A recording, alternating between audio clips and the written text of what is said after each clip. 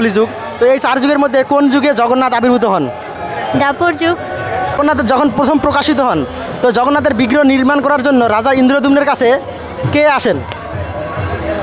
এটা মনে হয় অপশন লাগবে। তো এই যে যখন জগন্নাথের এই বিগ্রহ নির্মাণ করার জন্য বিশ্বকর্মা আসেন এবং তার একটা পরিচয় দিয়েছিলেন রাজা ইন্দ্রদ্যুম্নের কাছে, তো তার কি নাম বলেছিলেন? এরকম সনাতন ধর্মীয় বিভিন্ন কুইজ ভিডিও পেতে চ্যানেলটি সাবস্ক্রাইব করুন, ভিডিওটি লাইক কমেন্ট এবং শেয়ার করে সনাতন ধর্মের প্রচারে সহযোগিতা করুন। হরে কৃষ্ণ। হরে কৃষ্ণ। মাতাজি কেমন আছেন? ভালো আছি। তো এই যে সামনে জগন্নাথের একটা বিশেষ অনুষ্ঠান রয়েছে, এটা কি অনুষ্ঠান জানেন? সামনে জগন্নাথের বিশেষ অনুষ্ঠান রথযাত্রা। রথযাত্রা। তো এই রথযাত্রা সম্পর্কে আপনাকে আমরা প্রশ্ন করব।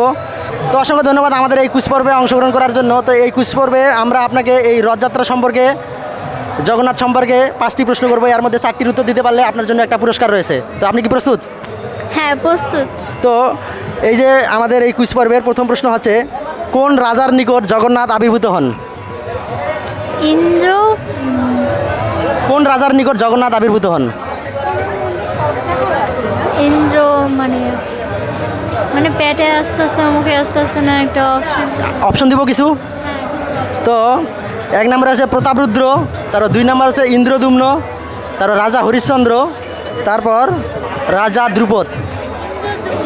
কোন রাজা? ইন্দ্রদ্যুম্ন। ইন্দ্রদ্যুম্ন। তো এটা শিওর যে ইন্দ্রদ্যুম্ন রাজার কাছে জগন্নাথ আবির্ভূত হন? হ্যাঁ, শিওর। শিওর। তো অসংখ্য ধন্যবাদ মাতাজিকে। তো প্রথম প্রশ্নের উত্তর সঠিক হয়েছে যে রাজা ইন্দ্রদ্যুম্নের কাছে জগন্নাথ আবির্ভূত হন। তো এবার আমরা যাব দ্বিতীয় প্রশ্নে। তো দ্বিতীয় প্রশ্ন হচ্ছে যে জগন্নাথ কোন যুগে আবির্ভূত হন? জগন্নাথ কোন যুগে আবির্ভূত হন? এটা আজকে কি জানি একটা ছিল, মানে লাস্টেরটা মনে আছে, প্রথম দিকটা মনে নেই। মনে নেই? এটা তো একটা উত্তর মাত্র, লাস্টের আর প্রথমের কোন জায়গায় থাকলো যে কোন যুগে জগন্নাথ আবির্ভূত হন?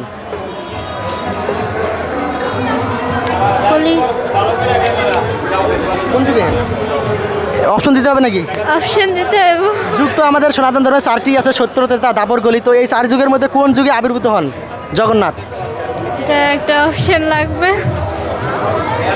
এই 4টাই তো অপশন, মানে আমাদের যুগ রয়েছে 4টি, সত্য যুগ, ত্রেতা যুগ, দ্বাপর যুগ এবং কলি যুগ। তো এই 4 যুগের মধ্যে কোন যুগে জগন্নাথ আবির্ভূত হন? দাপর যুগ। দ্বাপর যুগ? শিওর? শিওর। একটু ভালো করে বলেন, কোন যুগে জগন্নাথ আবির্ভূত হন? আরেকটা আবার অপশন বললে মনে বুঝতে পারতো, এখন আমি বুঝতে পারতেছি না। কি বলবো আবার? অপশন। অপশন তো আমি 4টা বলে দিচ্ছি, যে সত্য, ত্রেতা, দ্বাপর, কলি। এই 4টার মধ্যে কোন যুগে আবির্ভূত হন জগন্নাথ? মনে পড়তেছে না। সত্য কি জানি, সত্য কলিযুগে। শিওর কলি যুগে? শিওর। দেখি নিব, কনফার্ম? ধন্যবাদ মাতাজিকে। তোমার দ্বিতীয় উত্তর সঠিক হয়েছে যে জগন্নাথ কলিযুগে আবির্ভূত হন। তো এবার আমরা যাব তৃতীয় প্রশ্নে, যে জগন্নাথ রথে করে কোথায় যান? মাসির বাড়ি। জগন্নাথ রথে করে কোথায় যান? মাসির বাড়ি। মাসির বাড়িতে? এই মাসির নাম কি? এই মাসির নাম কি জানি, এটা কোন মন্দিরে যান জগন্নাথ এই রথে করে? কোথায় যান? গণচিকা মন্দিরে। গণচিকা মন্দিরে। ভালো করে বলেন তো। গণচিকা মন্দির। গন্ডিকা মন্দিরে। গুন্ডিকা না গুন্ডিসা? গন্ডিসা মন্দিরে। গুন্ডিসা মন্দিরে। তো অসংখ্য ধন্যবাদ মাতাজিকে। ওনার এই তৃতীয় উত্তর সঠিক হয়েছে যে গুন্ডিসা মন্দিরে জগন্নাথ রথে করে যান। তো এই জগন্নাথের রথযাত্রায় কখনো আপনি অংশগ্রহণ করেছেন? হ্যাঁ, অনেকবার করেছি। জগন্নাথকে এই যে গুন্ডিসা মন্দিরে যেতে সাহায্য করেছেন? সেটা করা হয় না, কিন্তু অনেকবার আসছিলাম। মানে জগন্নাথ যে রথে করে গুন্ডিসা মন্দিরে যান, অর্থাৎ রথ টেনে নিয়ে আমরা যাই গুন্ডিসা মন্দিরে। তো এই জগন্নাথকে কখনো নিয়ে গেছেন গুন্ডিসা মন্দিরে? রথ টানছেন কখনো? রথ টানেননি? মানুষের ভিড়ে টানা হয়নি। তো এবার সামনে রথ আছে, অর্থাৎ আগামী 1 দিন পরেই আবার সেই জগন্নাথের রথযাত্রা আছে। এই রথযাত্রায় কি আপনি জগন্নাথের রথ টানবেন? হ্যাঁ। অসংখ্য ধন্যবাদ মাতাজিকে। তো এবার আমরা 4 নম্বর প্রশ্ন করব, আমাদের কুইজ পর্বের 4 নম্বর প্রশ্ন। তো এই 4 নম্বর প্রশ্ন আছে যে গুন্ডিচা দেবীকে জগন্নাথের কি বলা হয়? মাসি। এটা আগেই হয়ে গেছে, যখন আমি আপনাকে বলছিলাম যে গুন্ডিচা রথ জগন্নাথ রথে করে কোথায় যান, তখনই বলে দিয়েছিলেন যে মাসির বাড়িতে। তো অর্থাৎ গুন্ডিচা দেবী, অর্থাৎ জগন্নাথের মাসিকে গুন্ডিচা দেবী। গুন্ডিচা দেবী জগন্নাথের কি হন? মাসি। মাসি হন। অসংখ্য ধন্যবাদ। তো তো এবার আমরা শেষ প্রশ্ন করব আপনাকে। তো এই শেষ প্রশ্ন হচ্ছে যে প্রথম যখন জগন্নাথ বিগ্রহ রূপে প্রকাশিত হন, তো জগন্নাথের এই বিগ্রহ নির্মাণ করার জন্য কে আসেন? এই বিগ্রহ নির্মাণ করার জন্য কে আসে? জগন্নাথের যখন প্রথম প্রকাশিত হন, তো জগন্নাথের বিগ্রহ নির্মাণ করার জন্য রাজা ইন্দ্রদ্যুম্নের কাছে কে আসেন? এটা মনে হয় অপশন লাগবে। কে? এটা মনে হয় অপশন লাগবে আমার। অপশন লাগবে? তো আমরা এত অপশন দিলে তো হবে না, আপনি পুরস্কার জিতে নিয়ে যাবেন, আবার আমরা অপশন দিব এত এত, তাহলে তো হবে না। তো অসংখ্য ধন্যবাদ। মাতাজি অপশন চেয়েছেন যে জগন্নাথের বিগ্রহ মানে কে নির্মাণ করেন, অর্থাৎ যখন জগন্নাথ প্রথম প্রকাশিত হন বিগ্রহ রূপে, তো জগন্নাথের এই বিগ্রহ নির্মাণ করার জন্য কে আসেন? রাজা ইন্দ্রদ্যুম্নের কাছে। এই প্রশ্নের উত্তর আপনি অপশন চেয়েছিলেন। তো অসংখ্য ধন্যবাদ মাতাজিকে। তো আমরা অপশন দিব। তো প্রথম অপশন হচ্ছে যে রাজা ইন্দ্র, এরপর বলবো বিশ্বকর্মা, এরপর দেবরাজ ইন্দ্র তো বলেছি, এরপর ব্রহ্মা, শিব। বিশ্বকর্মা। কে আসেন? বিশ্বকর্মা। বিশ্বকর্মা, এটা শিওর? হ্যাঁ শিওর। এই কাহিনিটা আপনি জানেন? কাহিনীটা জানি না। তো কে আসেন? বিশ্বকর্মা জগন্নাথের বিগ্রহ নির্মাণ করার জন্য রাজা ইন্দ্রদ্যুম্নের কাছে আসেন, তাই তো? অসংখ্য ধন্যবাদ মাতাজিকে।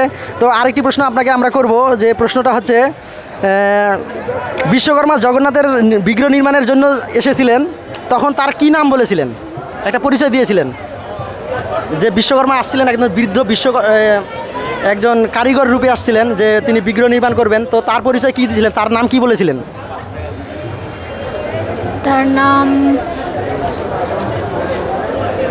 ইন্দ্র। রাজা ইন্দ্র। বলেন। রাজা ইন্দ্র। কি নাম?